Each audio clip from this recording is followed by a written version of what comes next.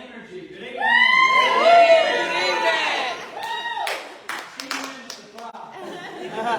Thank you, ma'am. It really is a special night. Yes. I can't thank Ms. Howard enough for being here.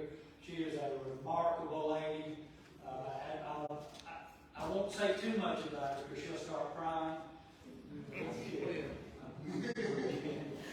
But I will take this moment. I do appreciate you being here. And like Dr. Kimbrough, I hope some more students come in because they could really learn a lot and appreciate a lot. But I know each and every one of you will feel that way as well. I want to give a big shout out to Dr. Kimbrough. She's our Chief Diversity Officer, Director of Diversity, Equity, and Inclusion. She's organized a wonderful month-long activities and events. We had over 50 students, faculty, staff, mostly students, take a bus trip to Selma, the National Voting Rights Museum, the iconic Edmund Pettus Bridge. Very emotional, very moving trip. All the feedback from the students has been outstanding. We have other events, I'm sure she'll mention them, lined up for later in the month. But this tonight is really a special occasion. As you know or will learn, Liza James Howard was the first black student to enroll and graduate from then-Livingston State University. And that environment back in the 60s was totally different. The environment, the culture, very, very much different than what students encounter today. And her courage and her perseverance and just what she has accomplished since she graduated from here with 2 degrees, a bachelor's and a master's. It's just been remarkable. She's a lifelong educator, and our moniker in the past has been do something that matters. Ms. Howard has done something that matters her entire life. Yes. And just is quite a role model. And our university is extremely proud of her and what she has done and the person that she is. And we're very, very fortunate to have Dr. Mary Hanks with this intimate interview tonight. Those of you that know Dr. Hanks know that she leads the best nursing program in the entire country. She told me to say that. Actually, I was just in Montgomery at a meeting bragging that we last year, and again almost this year, were the only nursing. One of the co-founders of a mentoring group here on campus, and she's done a phenomenal job with that group as well. So we're excited to be able to do this. And as you all know, Howard, I just sort of figured, I'm not going to show everything. Dr. Hanks will pull it out for us. But I am now just going to chill and let Dr. Hanks and Ms. Howard have their conversation. And then when they are done, she will provide opportunity for some of you to be having questions, to ask questions. So thank you.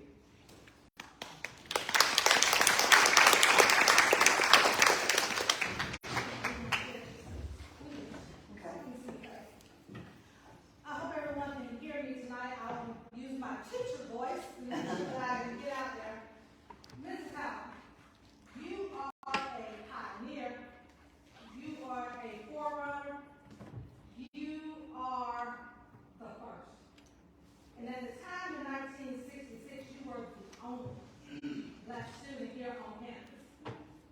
Tell us, what did that mean to you at that time? Well, you know, a lot of times people ask me that and they think that I'm going to say something really noble. But I'm humble. I feel humble and honored because God used me to break that ceiling. And so that's a feeling of humility that I have. And I'm honored that I was used that way. At the time, I didn't realize the why, but in retrospect, I see that's what happened. So it makes me have a feeling of humility and honor to carry that. I do want to say before we go forward, we've never met This before. I am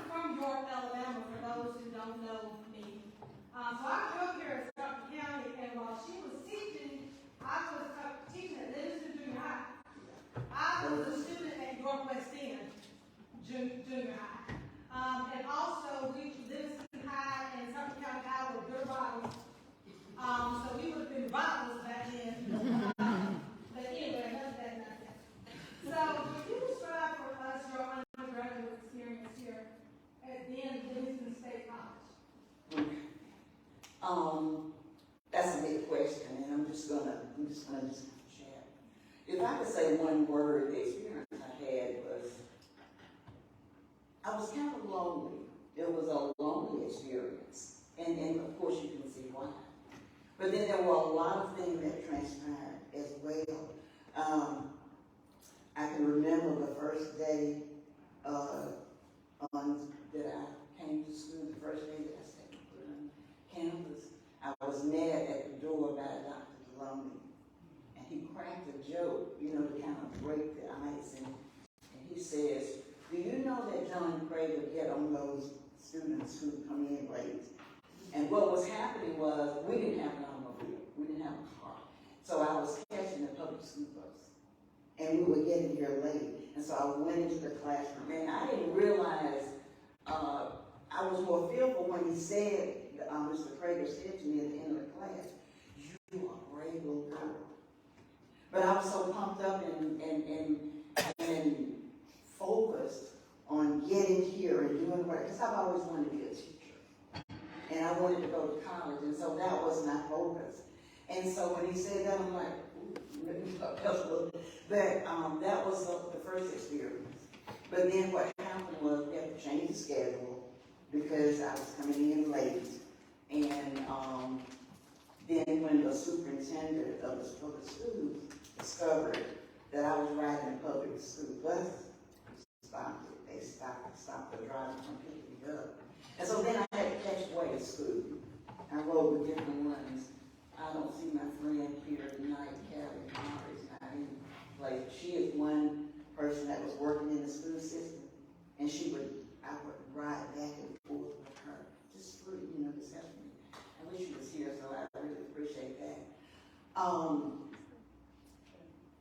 I was taught that by my parents that you know, and I guess most of us was taught when you go into music, you always got to work hard and do better. And I came with the mindset that I had to work hard, and then I couldn't let other people determine how I was going to feel, how I was going to be, and how I was going to. And so I had that mindset when I came here. So it didn't bother me that people would walk past me and not say anything. Because there were three different. I may answer some other questions, but there were three different groups here. There were a group of people who were just outright ugly. You know, would say ugly things, chocolate coated or whatever. Wasn't mad to me because I like chocolate. So, you know, and like that, you know, do stuff like that. And then you had the group, which is the larger group, which is it was like I was a non-person. But you know what? I felt better for some reason with the ones who said something, even though it was ugly, because they acknowledged I was a person. And so we had that group, which was the majority. And then you had those students who did not know me, who just had a feeling about that as a person, and they would come up to me and say nice things, they would speak to me, and they treated me as a person. And so there was a mixture of all of that.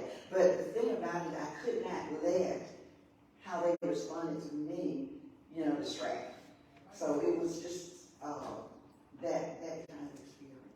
And so, and as I was sharing with my husband this morning, I was thinking there were so many little things that I could remember.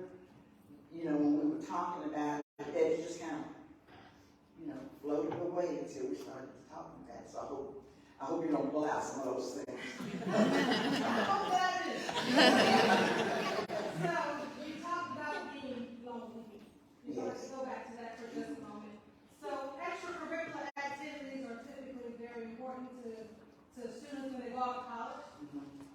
Tell us about your extracurricular activity experiences back then. I didn't involve in it. I did not get involved in any extracurricular activities. Care to tell us? I stayed on the safe side. You stayed on the safe side.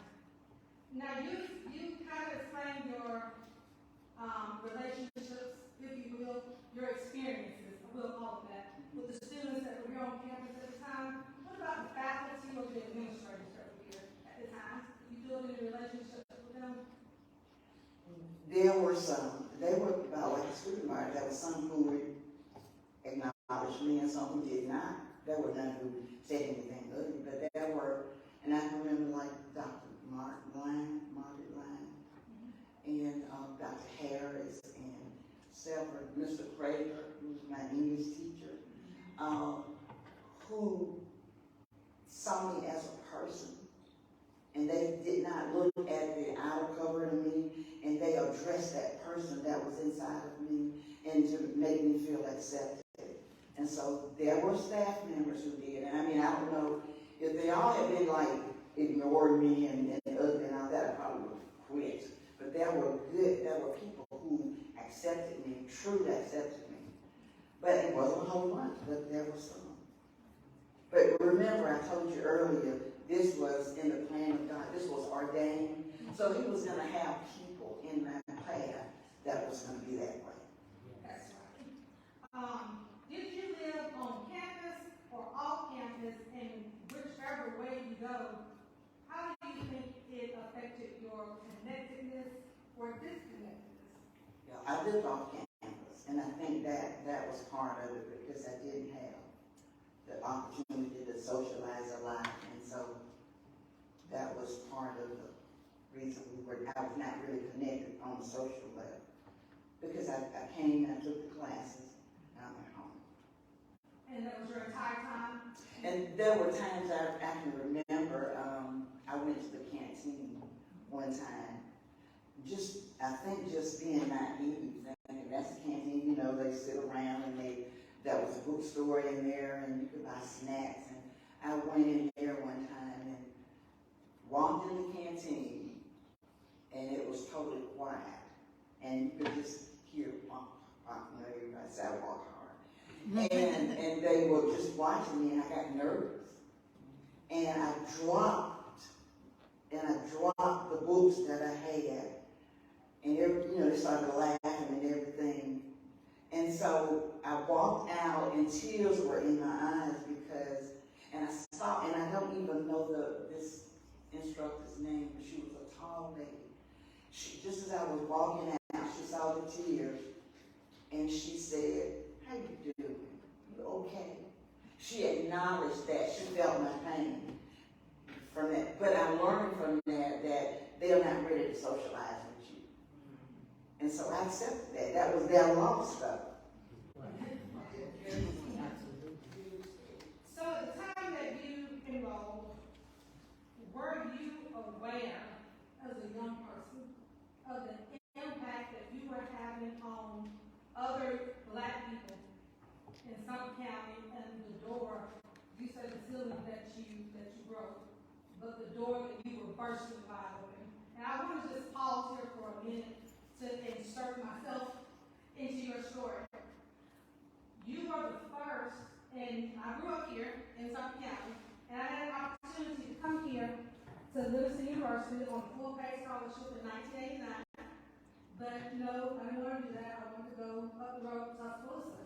I did not know that fast forward to 2022, I would have a daughter who I thought would go to my alma mater, and she said no because it was too big. It wasn't for her, especially after the pandemic had happened. And so she needed a place that would fit her personality, not because she couldn't do the work or the rigor of UA, but because she needed a space for her. And you opened that door so my daughter could come here to UWA. So, did you have any idea?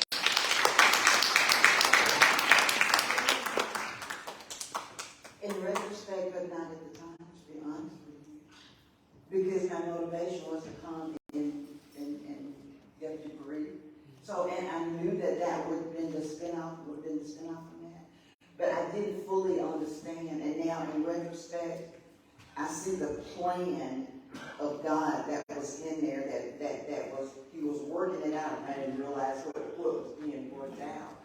But in retrospect, yes. But at the time, I didn't fully understand. Because I thought that there were going to be others who just came in right behind me. That didn't happen. All right. So Title VI of the Civil Rights Act of 1964 prohibited federal financial assistance to any institutions that did not allow Black students to come into. I read about you, and you stated that any money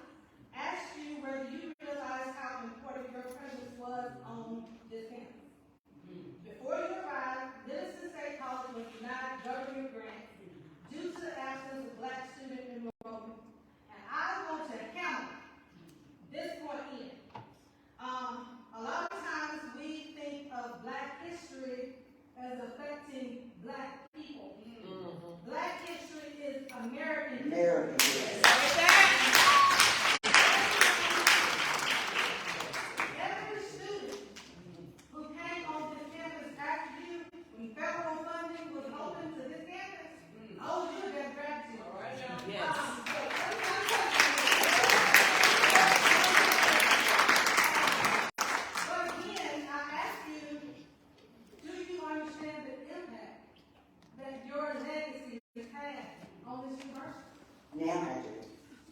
Now I do. All right. Yeah, I said, I'm happy that. All right, so this is a quote to you, again, and Jack Howard. You should. And I quote, you said, as a race of people, we must be more determined than ever before to reach whatever goals we set before ourselves. Our lives are and always have been filled with obstacles. We must be able to turn these obstacles into stepping stones. No longer can we view the past with anger, because anger only makes us lose sight of where we are heading and blurs our vision of the path that will lead us there. What did you mean by that then, and do you think the same to be true now? What I meant was, and I need to qualify the word anger. Anger can be a weapon for good if it's directed in the right way. If I'm angry at a person, I'm misdirected and I'm using energy being angry at a person and no change takes place. So it affects me in a negative way and the person doesn't change for the good. But if my anger is directed at a behavior or an action or something that's negative, then it can be good, it can be positive, and it can make an impact. So there's nothing wrong with anger, we just got to direct it in the right way. And let me give you an example. My dad, when I was enrolled here, must have been my freshman year, I think, we lived in this little 2-bedroom wood house, and we lived out in the rural area. One night, there were trucks and cars and automobiles going back and forth in front of our house, dogs barking, just trying to intimidate us. My mom said, "Sister, you just not gonna go back up to this school." She was afraid. That's Mama. And my dad said, because he was angry, my dad said, "She going back." All right now, my daddy didn't get a pistol or a gun to go try to shoot anybody, but he expressed it. No, they're not going to control us like that. I was a little fearful too, to be honest with you. But when Dad said she's going back, guess what? I went back. And so anger now can be a good thing as long as I direct it in the right way. Because nothing will change if you're satisfied with it. So is it true that you originally applied to and was accepted to both Alabama A&M and Tuskegee Institute? Why did you decide to come here? Well, circumstances again. I was the summer of '66. I went to New Jersey to live with my sister for a few months and work and make some money and come back home and go to school. And while I was there, my mom had a stroke. My dad had it when in high school. And so I ended up having to come back home to be with my parents. I was a baby in the family, and the older sisters had their families, and in a way. And so I had to be settled here. And so, but the desire, and that's why I wish the young people were here, because once you set a goal and focus on that goal, then you find a way to reach it. And that was in me. And my dad, I have a lot of my daddy with me. He was a third grade, he had a third grade education, but he instilled a lot in me. And so here I am, always wanting to go to college. I wasn't the smartest in my family, but I was determined. I don't think I was the smartest, but I was determined. And here I am, one day I had to be home with my parents. And there was a school less than 20 miles from me. Why not apply? So I just applied for admission.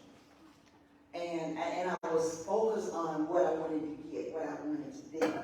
And so I did, and of course there were some things, hoops we had, heard and some things. But it wasn't like I didn't qualify to get in, my grades were good and everything. And so, but anyway, I got it. So that's why, because I had to be settled home. So either that or don't go to college at all. So that was the reason I chose. In 1969, you received the first of 2 degrees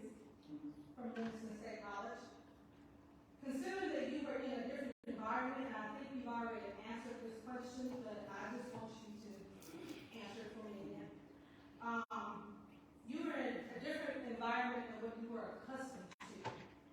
How did you navigate that? You mean accustomed to before coming here? Yes, ma'am. You were around different people, they were treating you different than what you were accustomed, how you were accustomed to being treated. Right. How did you navigate that? Well, it's a mindset you have to have. I did not come here feeling like I was going to be accepted. So I came with the mindset, there are going to be people that don't want me here. There are going to be people who are not. There are going to be all kinds of people. But if your mindset is you are coming for this particular purpose, then you deal with whatever situation comes. It's just like the running back on the foot. My husband's a football coach, so I use a lot of football. The running back knows that he's going to get hit with the ball. So he prepares. He touches that ball and he gets ready for it. It's a lick with a lick. Well, he doesn't get up and say, I got hit. They tackled me. You expect to end the game. And so you get up and run again. So that was my mindset. Yes, I'm going to get tackled. Yes, it's going to be a different situation. But I didn't come expecting it to be the same. And because I didn't have those expectations, it was it. Wonderful. You decided to come back here. You have gone through your undergraduate. You decided to come back here again and get your master's. Absolutely. Why? Why here? Okay, I love the University of West Alabama. This is where I got my start. The good, the bad, it made me care today. So I love the university. But it was a convenience thing too, because a lot of other things happened. I got admitted into the grad school while I was an undergrad, because I only needed like 7 hours to get the BS degree. And I applied for admission to the graduate school so I could take some class, and we just be coming for 7 hours. So I was already admitted into the graduate program. I was working here in the school system here. And then I had some more responsibilities. My mom died when I was a junior in college. About 3 months later, my sister passed away with 12 children. And the father brought the 12 children to live with me. I lived with my dad. My mom had passed away, my dad had a stroke, and so we were living together. And I had 12 children that I had to kind of look out for. And so that kind of, was a reason, was convenient, because I was working here and I had those children. And so circumstances again dictated that I'm here. And it was convenient. I'm glad that I did. I am now I'm small town.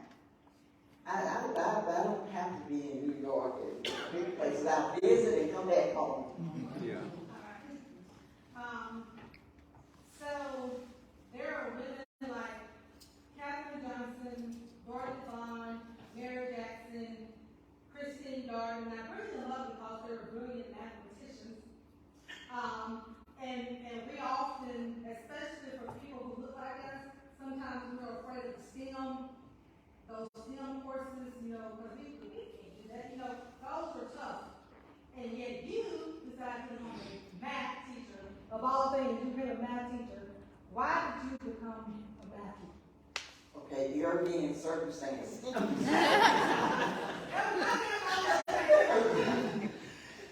I've always been, and I don't mind being a challenge. When I applied for a job in the school system, they needed a junior high math teacher. I'm certified through 8th grade to teach all the subjects, and so that's how I ended up teaching math. A lot of people don't like the math because they think it's hard, but it was a challenge for me, and I love teaching math. I did it for 30 years. So a follow-up to that, because you started a little while ago, you said you went to Livingston State College because you wanted to be a teacher. You had your mindset, you were going to be a teacher. Why did you want to become a teacher? Well, that's the gift that God put in place placed inside of me. See, all of us have gifts. And so that's why it's so important to look inside of you to see what it is that you need to be doing, not just do something. So that was a gift. And so with that gift, there was a passion and a desire to teach. And so that's what keeps you on track when things are not doing good, that passion and that gift. So there was a gift inside of me that had to come out. And that was what triggered that desire. So many of us, because you just said that you were a small town girl, you want to stay here, you go visit, you come back. I wanted to come first thing smoking. Get out of the front. I gotta go. We can't hold me here. Not only did you go to school here, you decided to stay here. What is it about the small town you think that draws you here, that keeps you here? I really can't give an answer to that. I am a people person. And I guess I just, in a small setting, is more intimate. You get to know people and connect in such a way that you won't do in life.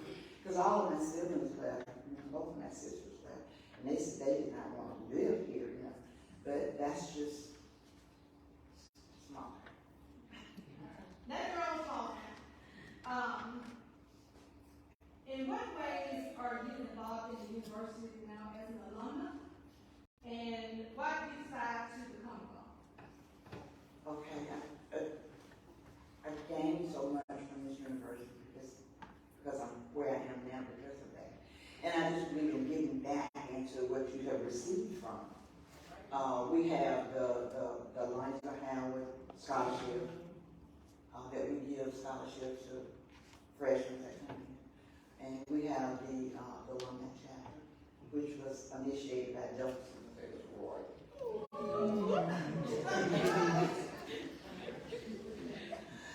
And so, and that was, and I even go to the fitness. I still go. I go to the fitness Saturday.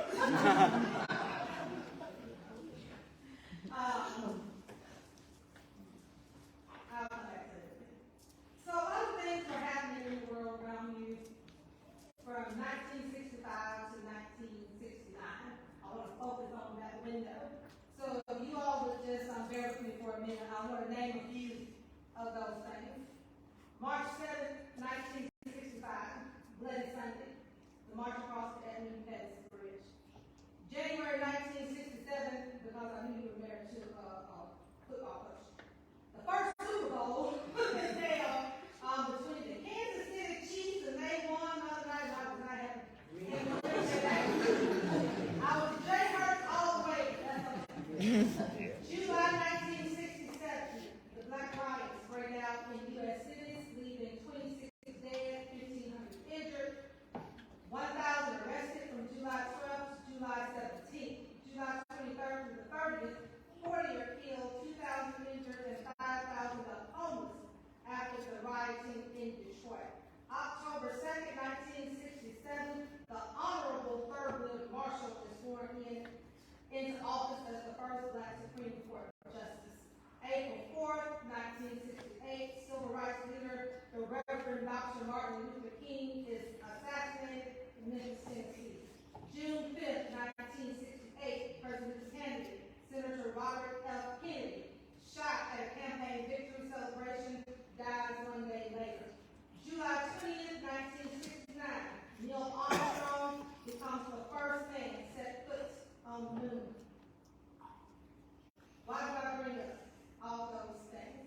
First of all, you were going through some things at that time. History is such a great teacher for those of us that are willing to learn her lessons and not succumb to her mistakes. If you could give us one bit of advice from your rich history, your legacy, what would that be? Because I can't sit on the stage with a legacy. I cannot. Cannot ask you, because I cannot imagine being in your shoes, because I wasn't supposed to. You were supposed to do what you were supposed to do. But all those things were happening, and you were seeing them, you were watching them happen, and you were still getting up and you were still going to school. What can we, and what do you want to come to us as, from a student's perspective?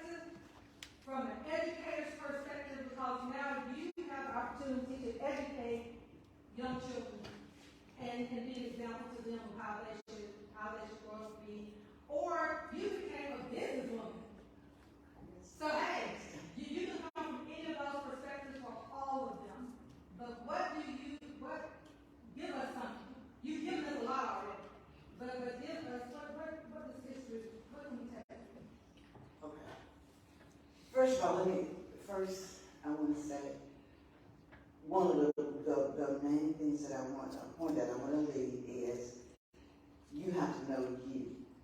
You have to know yourself.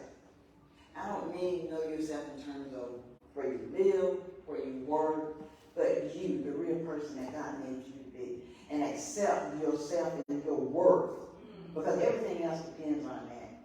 So if I don't think that I'm worth that much, then everything I do is going to be a negative spin-off from that. So number one is to know who you are, whose you are, and where is your reference point? Where do you get who you are from? I'm a Christian, so mine comes from Scripture. So you don't let people determine. So you got to know that first. Because you can have an occupation, you can do a lot of stuff, but that's number one. You got to know, and then you got to recognize people for who they are. Let me do something. Just act like, think of this as it's kind of old, but think of it as a delicious juice apple. And it is an apple. What would you do with this apple if I gave it to you and it wasn't looking so beat up? What would you do with it? Throw it in the trash? I said if it wasn't beat up. If it wasn't beat up. What would you eat it? Okay, everybody eat it up. Okay. See, the second part of that is you have to learn to see people with your heart and not just with your eyes. Okay, eyesight that's the function of my eyes. But if you have a vision of people, that's the function of your heart. So if I look at this apple, and if I see it, I'm looking at the cover of this apple, eyesight, I'm going to eat it up or whatever, and throw a kernel in the trash, and that's it. And that's how we see people sometimes.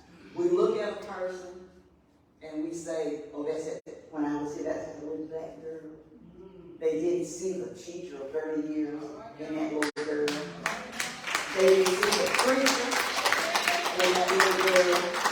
They didn't see the insurance agent in that little girl. They didn't see the security dealer person in that girl. They didn't see the mortgage license person in that little girl. They didn't see the mother of 3 children, 4 grandchildren. I got more than 3, all good. I can't say 3, because I got a bunch of them out there. And so, and because of that, see, that's eyesight. But if I look at this apple and see it with my heart, I see it portrait. Because the value is in the inside. The seed.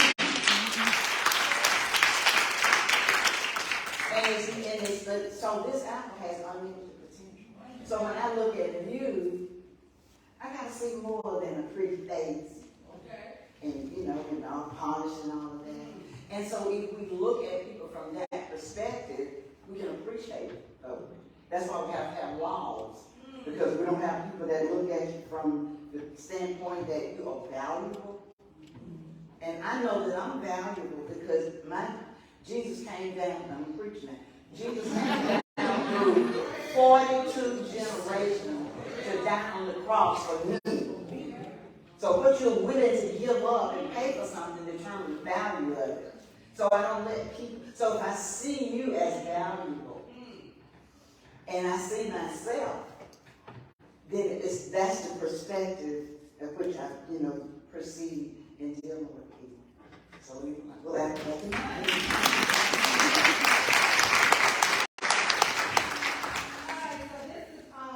this is my final question, and we can open it up. You have children and grandchildren that you just said wrong. So it's safe that you still interact with young people out there. Yes, love young people. That we in on that another. Do you think that we are preparing our young people for what lies ahead? And if so, what are we getting right? If not, what should we do better? Not completely. Let me use this scripture. There's a scripture in Jeremiah 29:11. It says, I know the thoughts I have for you. Thoughts of good and not evil to get you to an expected end. God has a destiny for each of with us, and a good end. And we have to, there's a road to this destiny, we have to travel that road. And in that destiny road, there are challenges. And I feel like we don't prepare our children for the challenges. We want to make, and I'm guilty of that as well. My daughter tells me all the time, Mom, you don't get the grandchildren. That's why they're grand. But, in all honesty, they're a child, and we don't prepare them. And they can't stand a no. And so what we do is, we have to call those, because in every girl, there is a queen. And in every boy, there is a king. And so we have to speak to that king and that queen in them. We can't look at what they're doing. Remember, the good is inside. And so we have to call them what we want them to do. We have to let them have a mindset that you're more than a conqueror, that you can do this and you can do that. And so, and see, if we did that, see, a lot of us, our children, powerful, they're creative, they're smart. So we got to cultivate that. And we got to let them bump sometimes. We got to let them bump. Because and out of that, you learn a lesson from it. I made a lot of mistakes.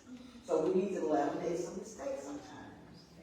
And then learn from the mistake. Because every mistake that you make should be an education for you. And so if I wanted to say something, I would say we need to prepare them more to meet challenges. So in the world, we're going to have challenges. There are going to be obstacles. It's always going to be something. But we have to prepare them for that.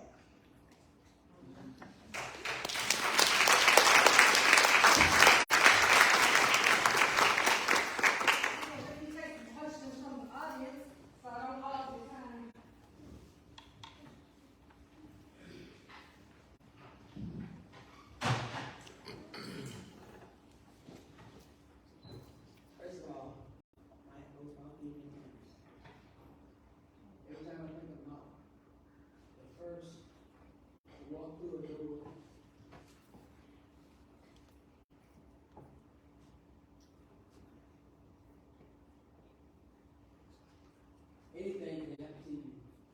But your parents ain't faith. And what it takes is to take a lot of faith.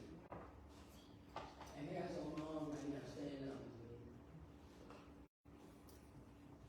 My question for you is, during the 4 years you was here, how many more black in the school?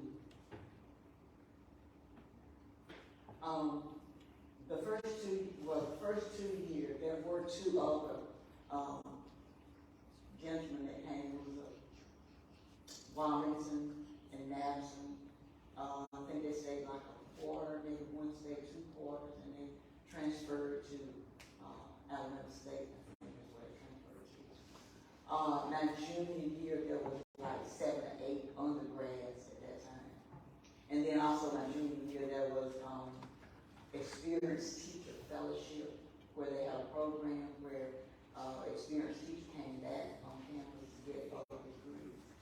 And so, but the first 2 years basically was, other than those 2 that came for a short while.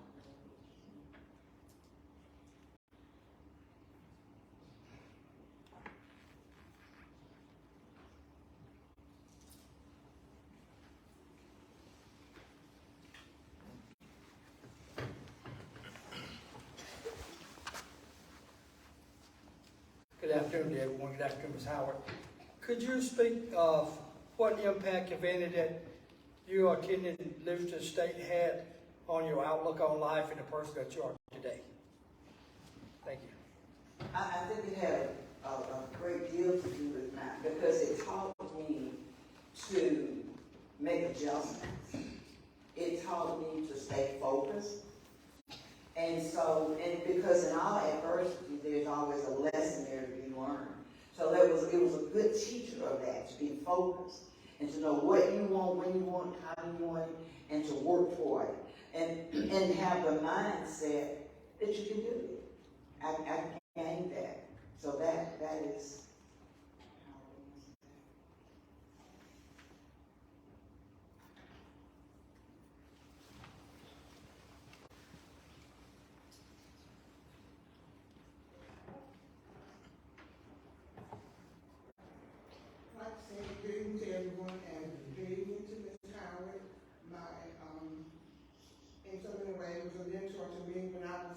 originally a student here when it was Livingston University. And Ms. Howard was one of the sorority members that helped us get our chapter started here. I got the chapter of Dr. Sigma Theta Sorority Incorporated. And that during that time in the 70s, early to mid 70s, we still had challenges here as African American students.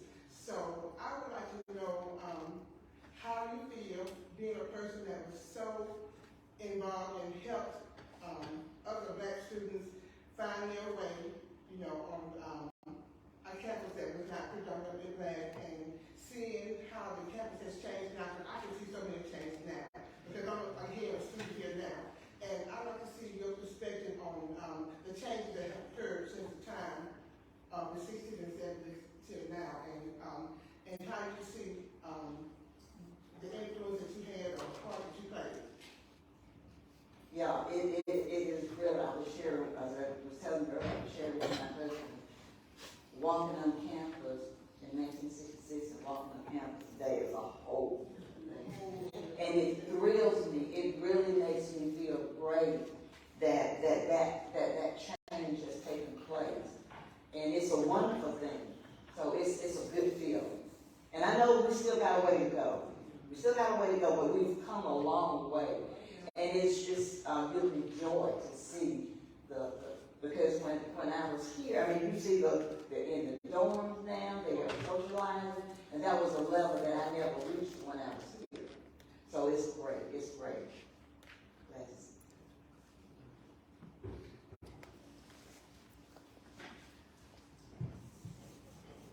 Good evening.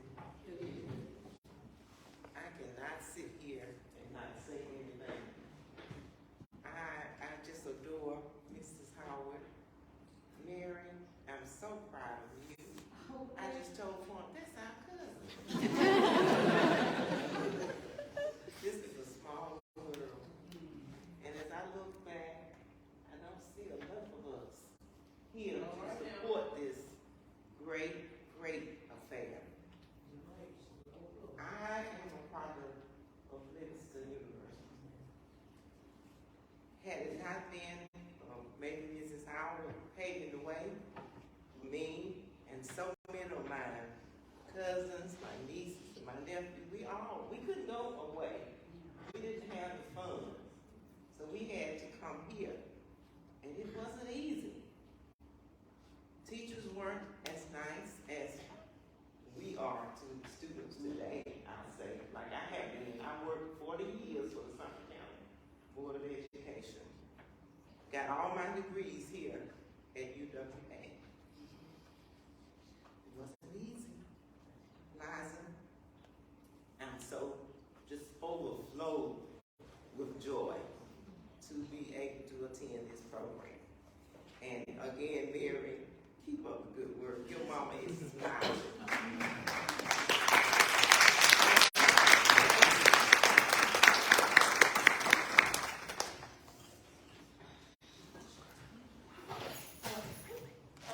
Ms. Howard, I just want to say thank you. I'm a current student here at UWA, and I say thank you because you really opened the door up for a lot of, for all students, Black students and myself, so I do want to say thank you for that.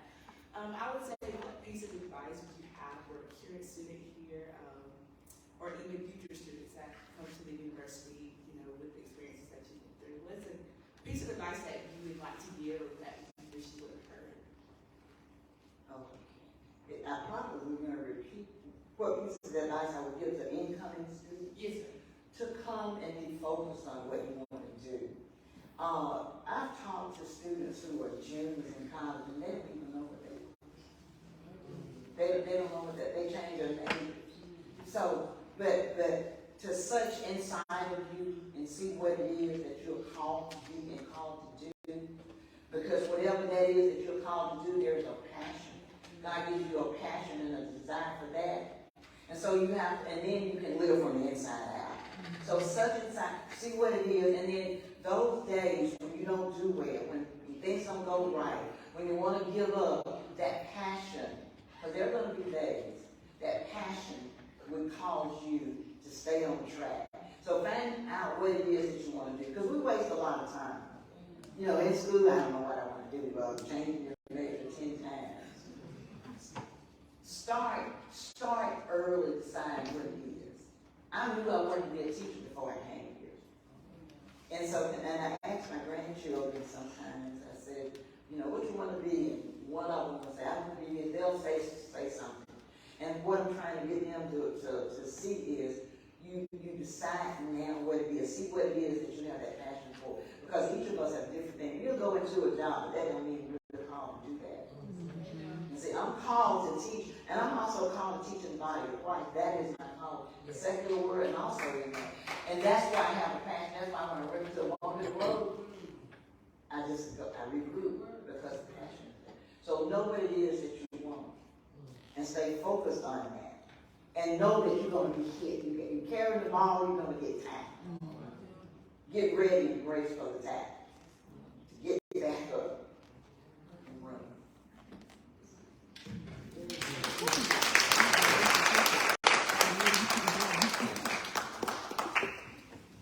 Good evening. Good evening. My words are more of a salute to Mrs. Liza James Howard. There's some things that the interviewer didn't bring out, that Mrs. Howard has also been an elected official over the years. She served on the New York City Council. She's also served on many boards throughout the city of York and throughout the county industrial board, to name just a few. And, you know, when I first got to Sumter County, she's one of my inspirations. I always looked at her as being a classy and very intelligent and very professional person. And, you know, I had an opportunity to serve on the Liza James Howard Alumni Chapter, which I know that some of the other members are here tonight as well. That's the president. And,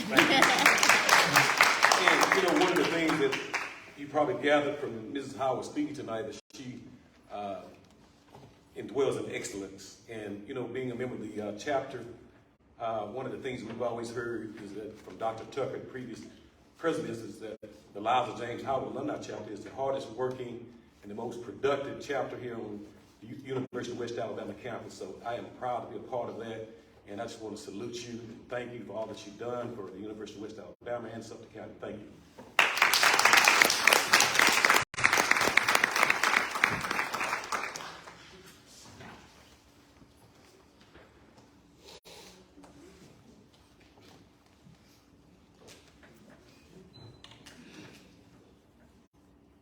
I would like to say, there is power in small numbers. And I go to program when it's a small group of people, and you wonder where the people are. He's called you're here. Us today is who I want to be. Thank you. Until we teach our people, train our people, what's more important, this auditorium was pulled out of York and Livingston right now. See, I attended school in Chicago. I didn't live here. So when you see me running that mouth, I wasn't trained to shut up. Okay? And they called me crazy, and I called myself good crazy. Because I ain't gonna tell you nothing wrong. And I don't know if you said this tonight, but we should have started off with, like you see at church, first giving unto God, who should be the head of all our lives. This is how we appreciate you. The person that put on this program, we appreciate you. When I see it in the paper, I say, I must go. I've been up since 4 o'clock this morning. I've been up in the last couple of days, helping my son with the out of India, trying to raise money for a young man who died early diabetes with no funeral plan.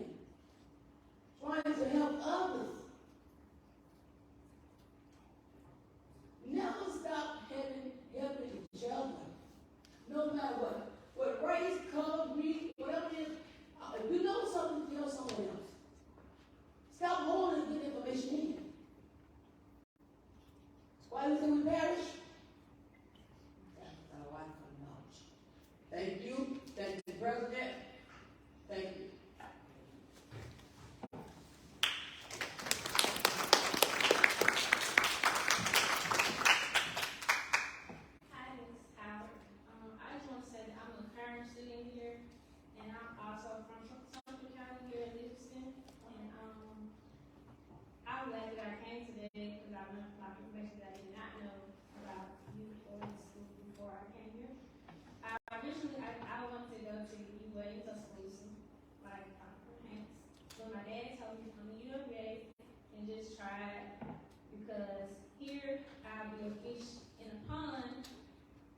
to an ocean paved way.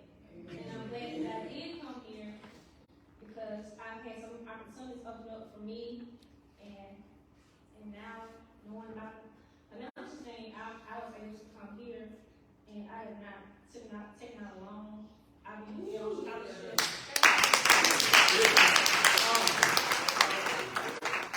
You know, that she just started a pond here for me.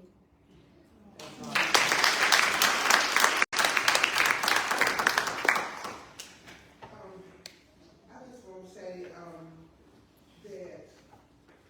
I'm just so cool tonight, and I almost missed this program because I've had so much going on. I didn't realize it was going to go, and I just read the emails, to this evening. I got definitely go. I called Marcia, I know, and told her I was coming because we were going to be the speaker here at the program tonight, and I'm just cool because it's so much has happened, and and we're in the month of Black History, and it's history that's being made, today, right now, at this university. And I was reading, if I'm not mistaken, that you were the dean of the nursing program. Well, I went to nursing school here, as Ms. Howard knows, way back in the 70s when it was still here. I was in the third graduating class from here. And at that time, it was difficult for Black people to get a nursing program. And now, look at this. Yes.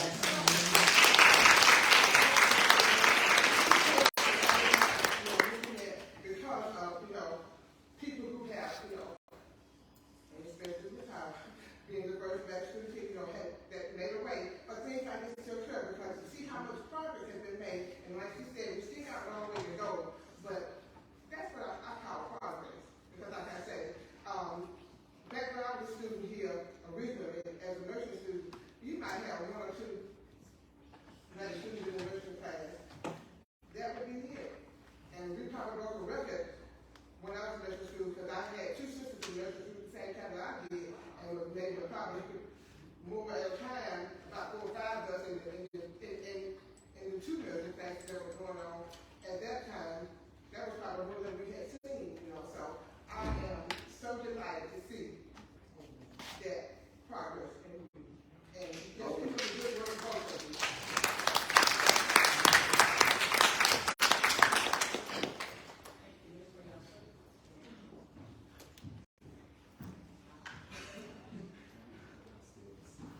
Okay, wow. All I can say, I am really, really, one, grateful. I have a heart of gratitude, Ms. Liza, for you and for the doors you opened for meeting us. Dr. Hanks, as always, thank you for who you are, not just to me, but to the university. Condoleezza Rice, has quoted about people who are first don't set out to be first. They set out to be something they love. Ms. Liza is the embodiment of that quote. She often talks throughout this conversation, this intimate conversation, about her passion, her love.